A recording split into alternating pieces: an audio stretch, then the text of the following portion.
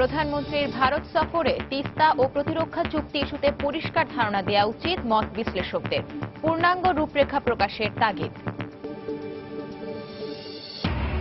বঙ্গবন্ধু হত্যাকাণ্ডের পর যারাই ক্ষমতায় এসেছে তারাই এদেশের উন্নয়নকে বাধাগ্রস্ত করেছে, কৃষিবিদদের সম্মেলনে প্রধানমন্ত্রী। ইসলামিক ফাউন্ডেশনের প্রতিষ্ঠা বার্ষিকীতে সোহরাওয়ার্দী উদ্যানে ওলামা মাশায়েখ সম্মেলন আজ। অংশ নিচ্ছেন দেশি বিদেশি অতিথিরা।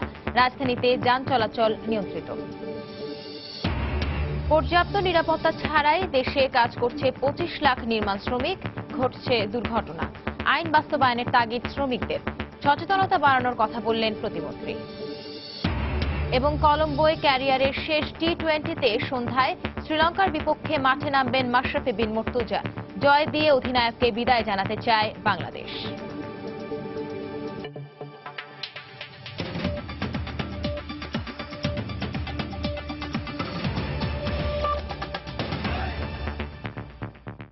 সময় সংবাদের সঙ্গে আছি আমি সঞ্জানা চৌধুরী। আগামীকাল 4 দিনের সফরে ভারত যাচ্ছেন প্রধানমন্ত্রী শেখ হাসিনা। এই সফর নিয়ে উত্তেজনার রেশ এখন দেশ জুড়ে। প্রধানমন্ত্রীর এই সফরে বেশ কয়েকটি চুক্তি সই হওয়ার কথা রয়েছে। বিশ্লেষকরা বলছেন, তিস্তা আর প্রতিরক্ষা চুক্তির ইস্যুগুলো নিয়ে আরো পরিষ্কার ব্যাখ্যা দেওয়া উচিত। যে চুক্তিগুলো সই হওয়ার কথা রয়েছে তার একটি পূর্ণাঙ্গ রূপরেখা জনসমক্ষে প্রকাশ করা উচিত বলেও মনে করেন তারা। রাশেদ লিমনের রিপোর্ট। এর আগে 2 দফা পিছিয়ে চূড়ান্ত এবার প্রধানমন্ত্রী শেখ হাসিনার ভারত সফর। এ নিয়ে দিল্লির পাশাপাশি উত্তেজনা ঢাকাতেও। ভারতের সঙ্গে চীনের সম্পর্কের টানাপোড়েন, চীনের কাছ থেকে বাংলাদেশের সাবমেরিন ক্রয়, তিস্তা কিংবা প্রস্তাবিত প্রতিরক্ষা চুক্তি, সব মিলিয়ে কদিন ধরে রাজনৈতিক অঙ্গন থেকে চায়ের দোকান আলোচনায় প্রধানমন্ত্রীর ভারত সফর। এরই মধ্যে মঙ্গলবার সংবাদ সম্মেলনে পররাষ্ট্রমন্ত্রী জানান, এবারের সফরে 33টি চুক্তি ও সমঝোতা স্মারক স্বাক্ষরের সম্ভাবনা রয়েছে। সরকার লুকিয়ে কিছু করবে না জানিয়ে দিলেও তিস্তা চুক্তির বিষয়ে মুখ খুলেননি তিনি। এছাড়া স্পষ্ট ব্যাখ্যা ছিল না প্রতিরক্ষা চুক্তি নিয়েও। হলেই বুঝতে পারবেন, সব তো দেখতেই পাবেন।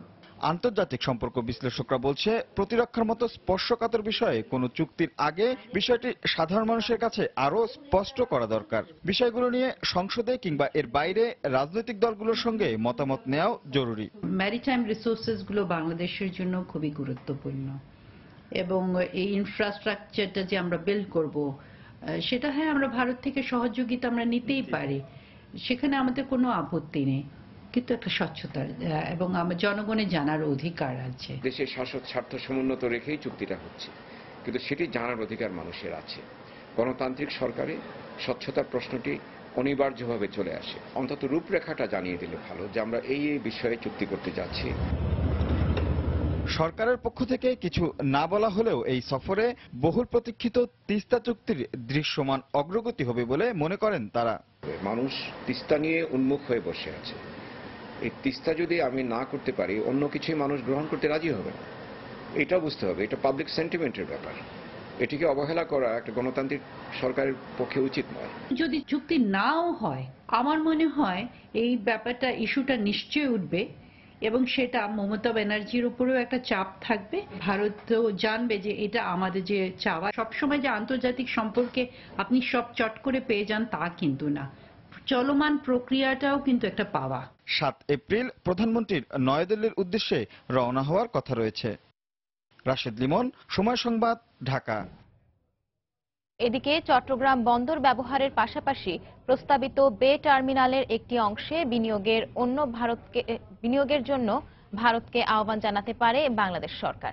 প্রধানমন্ত্রী শেখ হাসিনার ভারত সফরের সময় বন্দর ও বে টার্মিনালের বিষয়টি আলোচনায় আসতে পারে বলে আশা করছেন বন্দর সংশ্লিষ্টরা। এ সংক্রান্ত বেশ কিছু প্রস্তাবনা বন্দর থেকে নৌ পরিবহন মন্ত্রণালয়ে পাঠানো হয়েছে। বিস্তারিত জানাচ্ছেন কমল দে। ভৌগোলিক অবস্থানের কারণে এই অঞ্চলে গুরুত্বপূর্ণ দেশের প্রধান সমুদ্র বন্দর চট্টগ্রাম। ব্যবসায়িক সুবিধার্থে এই বন্দরকে ব্যবহার করতে প্রতিবেশী অনেক দেশেই আগ্রহ প্রকাশ করেছে, কিন্তু বন্দর ব্যবহারে অনুমতি দেওয়ার ক্ষেত্রে এখন পর্যন্ত চূড়ান্ত কোনো সিদ্ধান্তে পৌঁছাতে পারেনি সরকার। প্রধানমন্ত্রী শেখ হাসিনার আসন্ন ভারত সফরকে বন্দরের জন্য আশার আলো হিসেবে দেখছেন বন্দর সংশ্লিষ্টরা।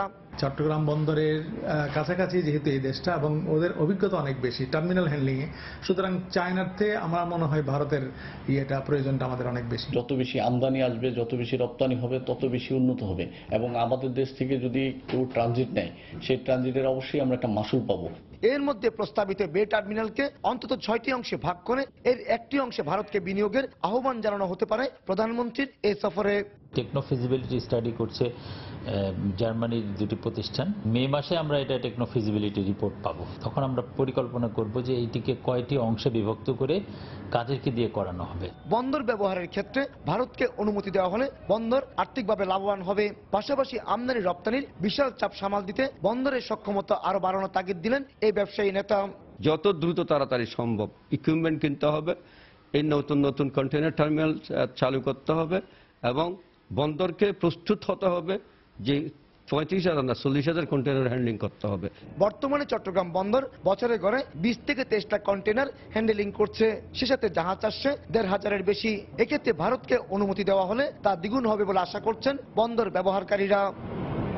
কমল দে, সময় সংবাদ, চট্টগ্রাম। দর্শক, এই মুহূর্তে নয়াদিল্লিতে আছেন রিপোর্টার দেবাশিস রায়। প্রধানমন্ত্রীর আসন্ন সফর নিয়ে বিস্তারিত জানতে আমরা এখন সরাসরি চলে যাচ্ছি তার কাছে। দেবাশিস, জানেন যে আগামীকাল মাননীয় প্রধানমন্ত্রী শেখ হাসিনা দিল্লি সফরে আসছেন এবং সেই ঐতিহাসিক সফরটি কিন্তু এখন বলা চলে যে একেবারেই সব প্রস্তুতি প্রায় সম্পন্ন হয়ে গেছে। এখন সেই শুধুমাত্র অপেক্ষা যে কখন উনি দিল্লিতে এসে পৌঁছবেন এবং এবারের যে রাষ্ট্রীয় সফরের আনুষ্ঠানিকতা, সেই আনুষ্ঠানিকতা শুরুর এখন পর্যন্ত আমরা বাকি দেখতে পাচ্ছি, এমনই কিন্তু আমরা দিল্লিতে এসে লক্ষ্য করেছি। ঐশী, আপনাদেরকে কিছু তথ্য আসলে অবগত করতে চাই যে এবারের যে সফরটি অনুষ্ঠিত হতে যাচ্ছে সেই সফরকে কিন্তু এরই মধ্যে দু দেশের যে পররাষ্ট্র দপ্তর রয়েছে সেই পররাষ্ট্র দপ্তর কিন্তু এটিকে এরই মধ্যে ঐতিহাসিক ঘোষণা করেছে। তারা বলেছে যে এবারের সফরটি দু দেশের দ্বিপক্ষীয় সম্পর্কের যে মাত্রা রয়েছে সেই মাত্রাকে আরো বেশি বেগবান করবে, সেই মাত্রাকে আরো বেশি গতিশীল করবে এবং মাত্রাটি একটি নতুন উচ্চতায় পৌঁছবে বলেও কিন্তু দু দেশের পররাষ্ট্র মন্ত্রণালয় থেকে এরই মধ্যে বলা হয়েছে। এবং আমরা যতটুকু জানতে পেরেছি যে প্রধানমন্ত্রীর যে সফরসূচি রয়েছে সেই সফরসূচি অনুযায়ী আগামীকাল দিনের প্রথম ভাগে উনি ঢাকা থেকে যাত্রা শুরু করবেন এবং যাত্রা করে তিনি দিল্লিতে এসে পৌঁছবেন এবং দিল্লিতে পালাম এয়ারফোর্স স্টেশনে তিনি অবতরণ করবেন এবং সেখানে তাকে লাল গালিচা সংবর্ধনা দেওয়ারও আয়োজন করা হয়েছে গার্ড অব অনারের। এগুলি শেষে কিন্তু আপনারা জানেন যে নরেন্দ্র মোদীর আমন্ত্রণে তিনি এবারের ভারত সফরে আসছেন এবং পাশাপাশি রাষ্ট্রপতি ভবনেও তাকে বিরল সম্মাননার যে বিষয়টি রয়েছে সেই বিরল সম্মাননার বিষয়টিও কিন্তু অন্তর্ভুক্ত রয়েছে, যার ফলে এবারে প্রধানমন্ত্রীর যে সফরসূচি সেই সফরসূচি অনুযায়ী তিনি দিল্লিতে অবতরণের পরপরই কিন্তু রাষ্ট্রপতি ভবনে যাবেন এবং রাষ্ট্রপতি ভবনে কিন্তু রাষ্ট্রপতি প্রণব মুখার্জির সঙ্গে তার দেখা হবে এবং সেখানে তিনি অবস্থান করবেন, এমনটি তথ্যই কিন্তু আমরা জেনেছি। পাশাপাশি আমরা যতটুকু জানতে পেরেছি যে আগামীকালের যে কার্যসূচি রয়েছে সেই আগামীকালের কার্যসূচি অনুযায়ী প্রধানমন্ত্রী রাষ্ট্রপতি ভবনে কিছু সময় থাকবেন এবং রাষ্ট্রপতি ভবনে থাকার পরে পররাষ্ট্রমন্ত্রী সুষমা স্বরাজের সঙ্গে তার একটি বৈঠক হবার কথা রয়েছে এবং বাংলাদেশের যে হাইকমিশন দিল্লিতে রয়েছে সেই হাইকমিশনও উনি পরিদর্শন করবেন। এই কর্মসূচিগুলোর পাশাপাশি কিন্তু ভারতের বিশেষ করে মহাত্মা গান্ধীর যে মেমোরিয়াল রয়েছে সেই মহাত্মা গান্ধীর মেমোরিয়ালে রাজস্থানে তিনি যাবেন। দুঃখিত, আসলে এটি রাজস্থান নয়, সেই মহাত্মা গান্ধীর মেমোরিয়ালে তিনি পৌঁছবেন এবং সেখানেও তিনি শ্রদ্ধা জানাবেন। শ্রদ্ধা জানানোর শেষে কিন্তু আগামীকালের যে কর্মসূচিগুলি রয়েছে সেটি শেষ হবে এবং মূল যে আনুষ্ঠানিকতা বা মূল সফরের যে চমক থাকছে সেই চমক কিন্তু আগামী পরশু অর্থাৎ শনিবারে কিন্তু সেই দ্বিপক্ষীয় বৈঠক সহ অন্যান্য যে আনুষ্ঠানিকতাগুলো রয়েছে সেগুলি আগামী পরশু অনুষ্ঠিত হবার কথা রয়েছে। দর্শক, আমরা চেষ্টা করব যে দিল্লি সফরের এবারের যে বিষয়গুলি রয়েছে, বিভিন্ন ইভেন্টগুলি রয়েছে সেই ইভেন্টগুলি এবং বিভিন্ন বৈঠকগুলি রয়েছে এই সফরের বিভিন্ন খুঁটিনাটি দিকগুলো আপনাদের দিল্লি থেকে অবগত করার চেষ্টা করব। তো এখন পর্যন্ত আসলে প্রস্তুতিগত দিকের কথা যদি বলি সেটি অনেকটাই প্রায় শেষ হয়ে এসেছে এবং এখানে যারা কর্মকর্তা রয়েছেন বাংলাদেশ হাই কমিশনের তারা তো সব প্রস্তুতি সম্পন্ন করেছেনই। এরই মধ্যে কিন্তু বাংলাদেশ থেকে অগ্রগামী দল এসেছেন, তারাও প্রস্তুতির সবগুলো দিক খুঁটিনাটি দিকগুলো দেখে নিচ্ছেন, পরখ করে নিচ্ছেন এবং আমরা তাদের সঙ্গে যোগাযোগ রাখার চেষ্টা করছি। আসলে সব শেষ তথ্য আমাদের হাতে এসে পৌঁছানো মাত্র কিন্তু আশা করছি যে আমরা আপনাদেরকে জানাতে পারবো। তো ঐশী, এখন পর্যন্ত আমার কাছে প্রস্তুতির এই ছিল সর্বশেষ। দর্শক, প্রধানমন্ত্রীর আসন্ন সফরে বিভিন্ন কর্মসূচির বিষয়ে আমাদের ভারতের নয়াদিল্লি থেকে সরাসরি জানাচ্ছিলেন রিপোর্টার দেবাশিস রায়। চলে যাচ্ছি পরের খবরে। প্রধানমন্ত্রী শেখ হাসিনা বলেছেন, বাংলাদেশ খাদ্যে স্বয়ংসম্পূর্ণ হোক তা কখনোই চায়নি বিএনপি জামায়াত। সকালে রাজধানীর কৃষিবিদ ইনস্টিটিউশনে ডিপ্লোমা কৃষিবিদদের সম্মেলনে বক্তব্য রাখেন প্রধানমন্ত্রী। এ সময় তিনি আরো বলেন, ৭৫-এর পর যারা ক্ষমতায় এসেছে তারা সকলেই দেশের অর্থনীতিকে পঙ্গু করার পায়তারা করেছে। ২০০১ বাংলাদেশের জন্য ছিল স্বর্ণ যুগ, কিন্তু ২০০১-এ বিএনপি ক্ষমতা এসে যে বাংলাদেশকে আমরা খাদ্য স্বয়ংসম্পূর্ণ করে রেখে গেলাম, সেই বাংলাদেশকে তারা আবার খাদ্য ঘাটতির দেশে রূপান্তর করলো। জাতির পিতাকে হত্যার পর যারা ক্ষমতায় আসলো তারা কিন্তু এ দেশের উন্নয়নে কোনো কাজ তারা করেওনি। তারা নিজেদের ভাগ্য গড়তে ব্যস্ত। শুধু তাই না, তাদের যেটা ছিল, যেহেতু অবৈধভাবে সংবিধান লঙ্ঘন করে ক্ষমতা এসেছে, কাজে ক্ষমতাকে কিভাবে ধরে রাখবে এ নিয়ে তারা ব্যস্ত ছিল। কাজে দেশের মানুষের দিকে তাকানো এটা তাদের কোনো উদ্দেশ্যই ছিল না। সাথে সাথে যত শিল্প কলকারখানা ছিল, এমনকি আমাদের কৃষিভিত্তিক শিল্প যা সবগুলি, যেগুলি বেশিরভাগই বাংলাদেশে যতটুকু শিল্প ছিল পাকিস্তানিরাই এর মূল মালিকানা ছিল, এরা পরিত্যক্ত করে রেখে যায়। জাতির পিতা সেগুলি সব জাতীয়করণ করে চালু করে দেয়। কিন্তু ৭৫-এর পরে যারা ক্ষমতা আসে তারা একে একে সেই শিল্পগুলিও বন্ধ করে দেয়। অর্থাৎ আমাদের দেশের অর্থনীতিকে সম্পূর্ণভাবে পঙ্গু করে রাখা, এটাই তাদের একটা লক্ষ্য ছিল। সময় সংবাদে আরো থাকছে। সীমান্তে বিচ্ছিন্নতাবাদীদের পেতে রাখা বিস্ফোরক অপসারণে একসঙ্গে কাজ করবে বাংলাদেশ ও মিয়ানমার, ঢাকায় যৌথ সম্মেলন। ইসলামিক ফাউন্ডেশনের ৪২তম প্রতিষ্ঠা বার্ষিকী উপলক্ষে আজ রাজধানীর সোহরাওয়ার্দী উদ্যানে অনুষ্ঠিত হবে ওলামা মাশায়েখ সম্মেলন। এই সম্মেলনে প্রধানমন্ত্রী শেখ হাসিনার বক্তব্য দেওয়ার কথা রয়েছে। সম্মেলনে পবিত্র কাবা শরীফ ও মসজিদে নববীর খতিব সহ সৌদি আরবের ৬ জন আলেম অংশ নেবেন। এছাড়া ওলামা মাশায়েখ সম্মেলনে দেশের প্রায় ২ লাখ আলেম ওলামা যোগ দেবেন। ওলামা মাশায়েখ সম্মেলনের জন্য প্রস্তুত সোহরাওয়ার্দী উদ্যানের পূর্ব পাশের বিশাল এলাকা। এরই মধ্যে তৈরি করা হয়েছে প্যান্ডেল। আশেপাশের এলাকা জুড়ে বসানো হয়েছে কয়েকশো নিরাপত্তা ক্যামেরা। আমন্ত্রিত অতিথিদের যাতায়াতের জন্য তৈরি করা হয়েছে অস্থায়ী রাস্তা। সম্মেলনকে ঘিরে রাজধানীর শাহবাগ থেকে মৎস্য ভবন ক্রসিং পর্যন্ত এবং শাহবাগ থেকে টিএসসি হয়ে দোয়েল চত্বর ক্রসিং পর্যন্ত যান চলাচল সম্পূর্ণ বন্ধ থাকবে। এছাড়া বিজয় সরণি, খামারবাড়ি, বাংলা মোটর, শাহবাগ, কাকরাইল, পলাশী, নীলক্ষেত ও কাঁটাবন ক্রসিং সহ মোট ২৫টি পয়েন্টে ব্যারিকেড দিয়ে যানবাহন চলাচল নিয়ন্ত্রণ করা হচ্ছে। দর্শক, এই মুহূর্তে সোহরাওয়ার্দী উদ্যানে সম্মেলন স্থলে আছেন আমাদের রিপোর্টার আজহার লিমন ও সম্মেলন অভিমুখী মানুষের খবর জানাতে দোয়েল চত্বর এলাকায় আছেন রিপোর্টার মাহমুদ রাকিব। আমরা সরাসরি চলে যাচ্ছি তার কাছে। প্রথমে যাচ্ছি আজহার লিমনের কাছে। লিমন। সঞ্জনা, ১৯৭৫ সালে একটি আইনের মাধ্যমে এই ইসলামিক ফাউন্ডেশন কিন্তু যাত্রা শুরু করেছিল, প্রতিষ্ঠা করেছিলেন জাতির জনক বঙ্গবন্ধু শেখ মুজিবুর রহমান। উদ্দেশ্য ছিল যে ইসলামের মৌলিক আদর্শ এটি সবার মাঝে ছড়িয়ে দেওয়া, এটা প্রচার করা, এবং সেই লক্ষ্যে ইসলামিক ফাউন্ডেশন কিন্তু দীর্ঘ ৪২ বছরের পথ পরিক্রমা অতিক্রম করেছে এবং তারা কিন্তু বিভিন্ন মসজিদ, মাদ্রাসা এবং ইসলামিক একাডেমি সেন্টার এগুলো রক্ষণাবেক্ষণের কাজ করছে। এবং এই ৪২ বছরের পথ পরিক্রমায় তারা কিন্তু একেবারে মানুষের প্রান্তিক জায়গায় কিন্তু পৌঁছে গেছে, প্রান্তিক মানুষের কাছে। প্রত্যেকটি উপজেলায় তাদের সেন্টার রয়েছে এবং সেই প্রান্তিক যে মানুষের কাছে তারা কিন্তু বিভিন্ন ধরনের প্রকল্প কিন্তু তারা বাস্তবায়ন করে চলেছেন। যে প্রকল্পের সাথে জড়িত রয়েছে দেশের হাজার হাজার ওলামা মাশায়েখ, এবং তাদেরকে নিয়েই আজকের এই মহাসম্মেলন, যেটিকে ইসলামিক ফাউন্ডেশন বলছে এটি একসাথে ইমাম সম্মেলন। আপনি জানেন যে এই ইমাম সম্মেলন অনেক দিক থেকে গুরুত্বপূর্ণ। এই ইমাম সম্মেলনের মূল আনুষ্ঠানিকতা বিকাল ৩টায় উদ্বোধন করবেন মাননীয় প্রধানমন্ত্রী শেখ হাসিনা, এবং এই সম্মেলনে আপনি জানেন যে ২জন বিশেষ অতিথিদের রয়েছে। যদি আমি আপনাদেরকে তাদেরকে নাম বলি, যেটি সহকর্মী সঞ্জনা একটু আগে জানালেন, শায়খ ডক্টর মোহাম্মদ বিন নাসির আল খুজাইম, উনি হলো পবিত্র মসজিদুল হারাম মক্কায় যেটি অবস্থিত সেই মসজিদুল হারামের ইমাম, এবং শায়খ ডক্টর আব্দুল মোহসিন বিন মোহাম্মদ আল কাশিম, উনি মসজিদে নববীর কিন্তু ইমাম, আমি ঠিক এখন অবস্থান করছি সোহরাওয়ার্দী উদ্যানের যে শিখা অনির্বাণের পাশে এই অনুষ্ঠানের মূল মঞ্চ করা হয়েছে সেই মূল মঞ্চের সামনে।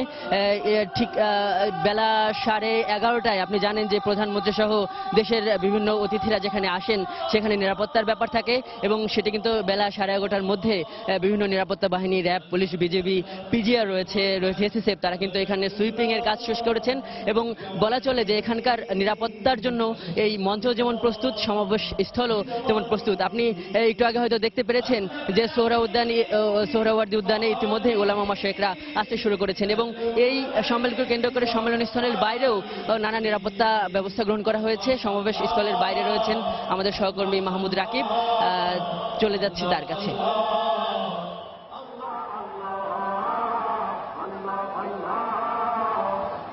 আজহার লিমন, আমি যদি আপনাকে সোহরাওয়ার্দী উদ্যানের বাইরের যে অংশটি আছে তার খবর বলি, এই মুহূর্তে সোহরাওয়ার্দী উদ্যানের আশপাশে যতগুলো সড়ক আছে, টিএসসি চত্বর, দোয়েল চত্বর, মৎস্য ভবন, শাহবাগ, চারপাশেই কিন্তু দেশের 64টি জেলা থেকে ওলামা মাশায়েখরা এসেছেন, তারা মাঠে প্রবেশ করছেন। আপনি যদি দেখেন আমার পিছনে কিন্তু যতদূর চোখ যায় শুধু মানুষ আর মানুষ। এরা দেশের বিভিন্ন জেলা থেকে এসছেন, 64টি জেলা থেকে এসছেন এবং এরা কিন্তু আমরা দেখেছি সেই সকাল থেকেই কিন্তু এসে এই সোহরাওয়ার্দী উদ্যানের আশপাশে এসে অবস্থান নিয়েছেন এবং তারা এখন কিন্তু মাঠে প্রবেশ করছেন মূল সমাবেশ স্থলে।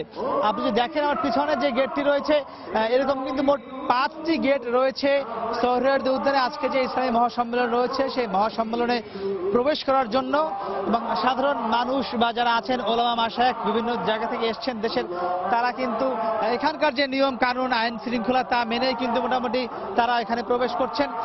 আমি আপনাকে জানিয়ে দেই, আজ এখানে ইসলামী মহাসম্মেলনকে কেন্দ্র করে সর্বোচ্চ কিন্তু নিরাপত্তা ব্যবস্থা গ্রহণ করেছে আইন শৃঙ্খলা রক্ষাকারী বাহিনী। প্রতিটি গেটে গেটে এখানে কিন্তু আমরা দেখছি প্রতিটি গেটে গেটে আর্চওয়ে বসানো হয়েছে। প্রত্যেক যারা আলেম ওলামা আছেন, মাশায়েখ আছেন, তাদেরকে সর্বোচ্চ নিরাপত্তা দিয়ে প্রবেশ করানো হচ্ছে এবং নিরাপত্তার স্বার্থে আমরা দেখেছি এখানে কিন্তু কাউকে মোবাইল নিয়ে প্রবেশ করতে দেওয়া হচ্ছে না, মোবাইলটি বাইরে রেখে তারা প্রবেশ করছেন। এর বাইরে আমরা দেখছি কিছুক্ষণ পরপরই সোহরাওয়ার্দী উদ্যানের চারপাশে পুলিশ, র্যাব, এমনকি আমরা কিন্তু বিজিবিও দেখেছি, বিজিবির সদস্যরাও কিন্তু তারা প্রদক্ষিণ করছেন পুরো মাঠের চারপাশ।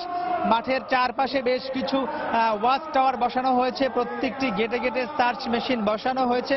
আপনি জানেন যে যেহেতু দেশব্যাপী গত কয়েক দিন ধরেই বা গত কয়েক মাস ধরেই নানা একটি জঙ্গি হামলার মতো ঘটনা ঘটছে, তো এসব বিষয় মাথায় রেখে এখানে যাতে কোনো অপশক্তি কোনো সুযোগ নিতে না পারে তার জন্য কিন্তু এখানে সব ধরনের ব্যবস্থা নিয়েছে তারা। কিন্তু এখানে সেই ব্যবস্থা নিয়ে সর্বোচ্চ নিরাপত্তা তারা এখানে নিয়েছেন এবং এখানে যারা এসেছেন দেশের বিভিন্ন জায়গা থেকে তাদের উদ্দেশ্যে আপনি জানেন যে দুপুরের পর বিকেলে এখানে প্রধানমন্ত্রী এবং সৌদি আরব থেকে যারা বড় বড় মুফতি এসেছেন, আলেম এসেছেন, ইমাম এসেছেন, তারা বক্তব্য রাখবেন এবং মূলত তারা সেই কথা শোনার জন্য কিন্তু অপেক্ষা করছেন।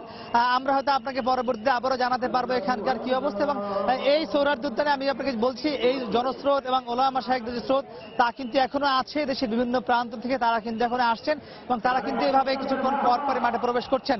তো সানজানা, আমার কাছ থেকে সোহরাওয়ার্দী উদ্যানের বাহির থেকে ওলামা মাশায়েখরা যে আসছেন তাদের অবস্থান এবং নিরাপত্তার এই ছিল সবশেষ খবর। সানজানা।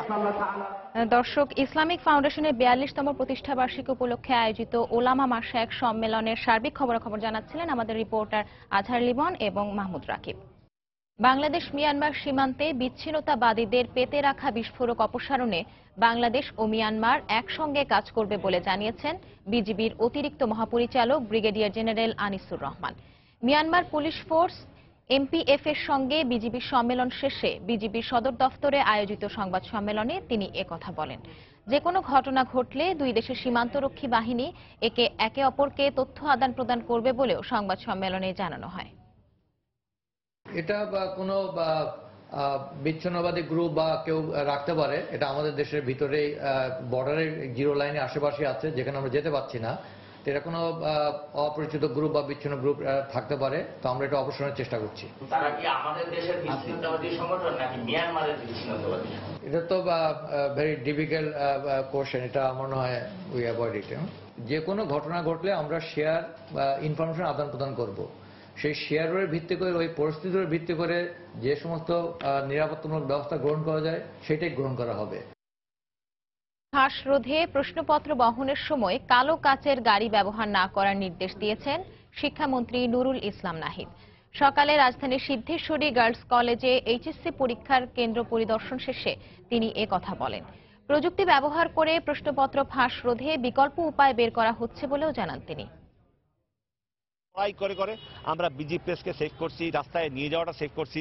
এখন দেখা যায় আমাকে তো শেষ চারটে আমার দায়িত্ব পাইবার সময় আমার এখান তো অত দূরের না, কিন্তু গ্রামাঞ্চল তো দূরে দূরে, যার ফলে উপজেলার যে মূল দায়িত্বে যে টিচার আছেন তাকে আর প্রশ্ন দিয়ে দিই, ওখানে সকালবেলা দেখবেন আউট হয়ে বেশি। কালো গ্লাস লাগানো গেলে ভিতরে কে কে আসছে, কি করতেছে না করতেছে, ওখানে খুলে ফেলতেছে কিনা, এইটা একটা সন্দেহের ব্যাপার।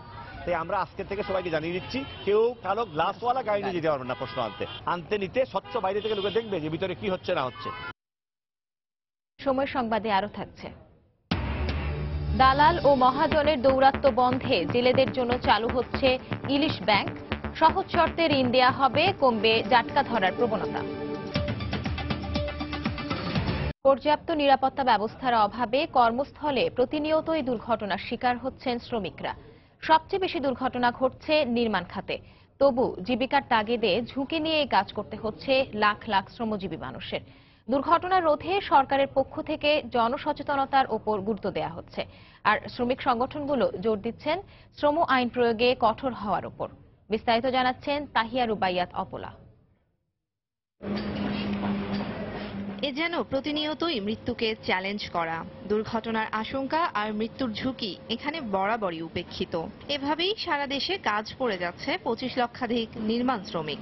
অধিকাংশ ক্ষেত্রে নেই তাদের কর্মস্থলে পর্যাপ্ত নিরাপত্তা ব্যবস্থা। মালিক পক্ষের দায়িত্ব যে একটা সেফটি দেওয়া, কিংবা মাথা হেলমেট দেওয়া, হাত পায়ে গ্লোভস লাগানো, পায়ে সেফটি দেওয়া, সেগুলো কিছু দেয় না। কিছু করেন না, এটা ভাগ্যের পরিহাস। কন্ট্রাক্টরের আমরা অনেকবারই এই ব্যাপারে বলছি যে আমাদের একটা সেফটিক বেল দেন।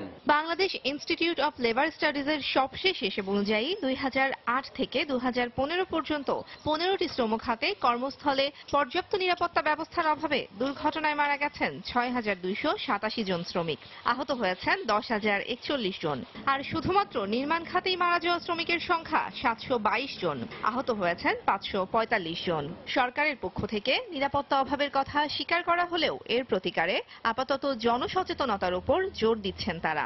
আমরা এটা লক্ষ্য করেছি যে বিভিন্ন কনস্ট্রাকশন করার সময় অনেক ক্ষেত্রে নির্মাণ শ্রমিকদের নিরাপত্তার জন্য যে সমস্ত উপকরণ ব্যবহার করা উচিত সেগুলি করে না, অথবা যারা দেওয়ার কথা তারা দেয় না। কিছু কিছু ক্ষেত্রে আমরা আইনগত ব্যবস্থা নিয়েছি।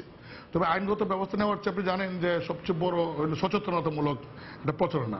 নির্মাণ শ্রমিকদের নিরাপত্তা নিশ্চিত করতে কঠোরভাবে শ্রম আইনের সংশ্লিষ্ট ধারাসমূহ প্রয়োগের দাবি বেসরকারি পক্ষের। আইনটি বাস্তবায়ন করার জন্য মালিককে দায়িত্বপ্রাপ্ত হওয়া এবং মালিক দায়িত্বটা পালন করতেছে কিনা সেটা দেখার জন্য সরকারের যে দপ্তর আছে শ্রম পরিদর্শন অধিদপ্তর, তাকে সক্রিয় হওয়া। তারপরে হচ্ছে আপনার মালিক শ্রমিক সবার সচেতন হওয়া। এই লক্ষ লক্ষ ইমারত আর সভ্যতা বিনির্মাণের কারিগরদের মানবাধিকার অক্ষুণ্ণ রাখতে তাদের জীবনের নিরাপত্তার ব্যাপারটি নিশ্চিত করার দাবি সংশ্লিষ্ট শ্রমিক সংগঠনগুলোর। যেই নির্মাণ শ্রমিকদের শ্রম আর ঘামে নগর জুড়ে গড়ে উঠছে সুউচ্চ দালান কোঠা ইমারত, তাদের নিজেদের ভাগ্য নির্মাণের ব্যাপারটি বরাবরই থেকে যাচ্ছে আলোচনার বাইরে। এই ক্ষেত্রে নির্মাণ শ্রমিকরা দীর্ঘদিন ধরেই ন্যূনতম মজুরির পাশাপাশি কর্মক্ষেত্রে পর্যাপ্ত নিরাপত্তা ব্যবস্থার দাবি জানিয়ে আসছে। আর এ ব্যাপারে সরকারকে আইনগতভাবে কঠোর হওয়ার পরামর্শ বিশেষজ্ঞদের। তাহিয়া রুবাইয়াত অপলা, সময় সংবাদ, ঢাকা। মহাজন ও মধ্যস্বত্বভোগীদের দৌরাত্ম্য কমিয়ে ইলিশের ওপর নির্ভরশীল জেলেদের জন্য নতুন একটি ব্যাংক চালু করতে যাচ্ছে সরকার। প্রস্তাবিত ইলিশ ব্যাংক থেকে জাল নৌকা কিনতে, এমনকি সারা বছর সংসার চালানোর জন্য সহজ শর্তে ঋণ পাবেন জেলেরা।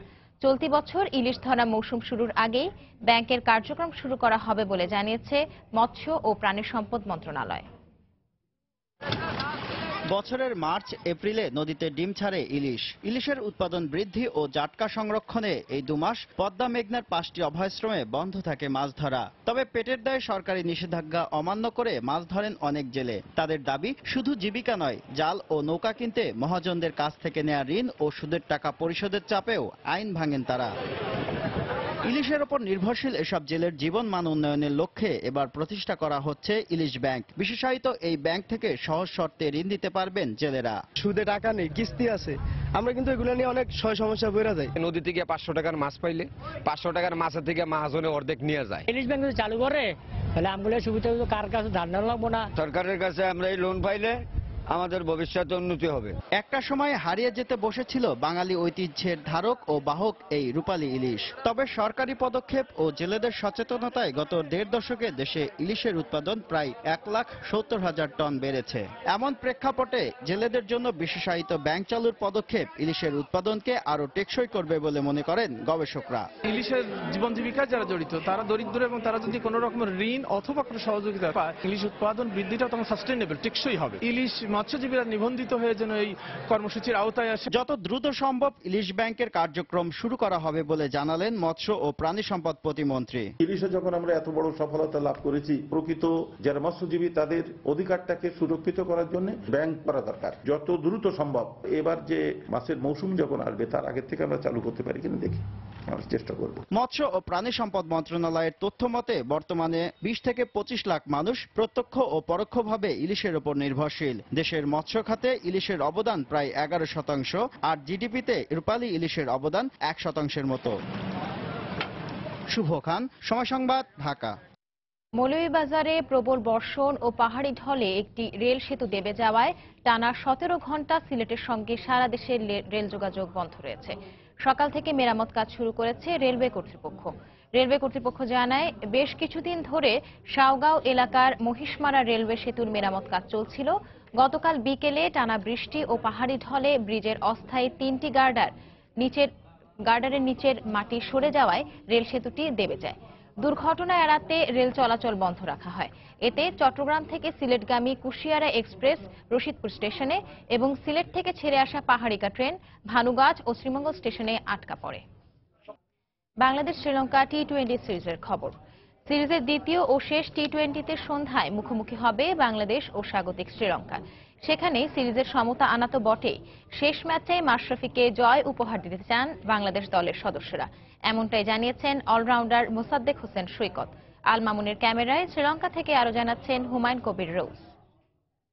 মাশরাফি ভাই আর এই সিরিজটা পরে টি-20 খেলবে না, তো আসলে ওই কথাটা বলার পরে আসলে টিম মিটিং এ সবাই একদম স্তব্ধ হয়ে গেছে, যে আসলে কারো মুখ থেকে কোনো কথা আসতেছিল না, যে সবাই কেউ কিছু বলতে পারতেছিল না, যে এমন একটা ডিসিশন তার কাছ থেকে আসবে, হয়তো আমরা সেটা অ্যাকসেপ্ট করতে পারতেছিলাম না।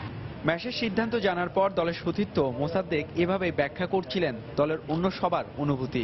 বাংলাদেশ ক্রিকেট দলের টিম হোটেল তাজ সমুদ্র। প্রতিদিন যেখানে ক্রিকেটারদের আনাগোনায় মুখরিত থাকত তাজ হোটেল, সে হোটেলে নেই কোনো কলরব। কারণটা সবারই জানা, বাংলাদেশের প্রিয় অধিনায়ক আচমকায় টি-20কে বিদায় বলায় এমন দৃশ্য। তবে সব শোক থেকে শক্তি নিয়ে মাশরাফির সতীর্থরা প্রতিজ্ঞা করেছেন শেষ ম্যাচে মাশরাফিকে জয় উপহার দেবেন।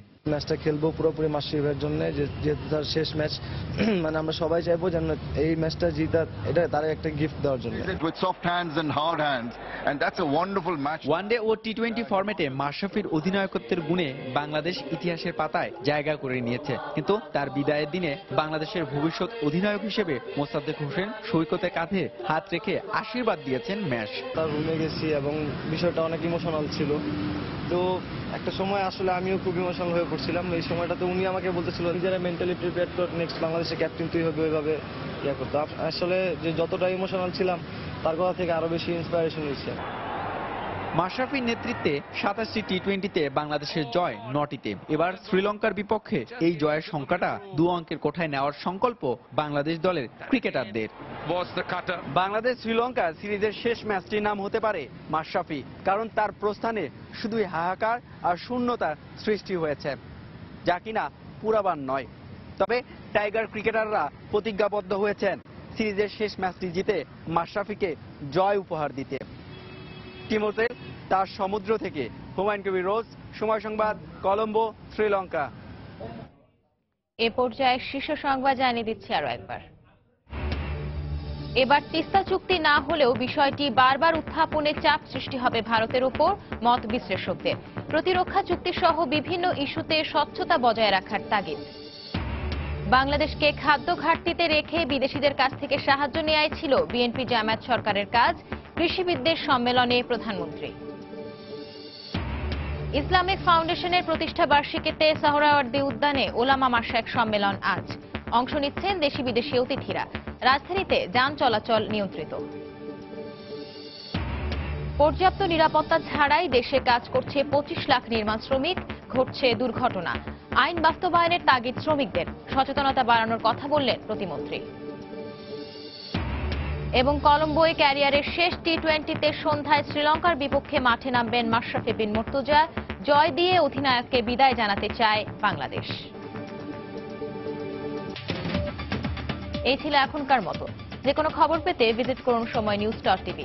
যে কোনো বাংলা লিংক রবি নম্বর থেকে সময় সংবাদের খবর, অনুষ্ঠান সম্পর্কে জানতে এবং যে কোনো তথ্য সময় সংবাদকে জানাতে ডায়াল করুন 16242 নম্বরে।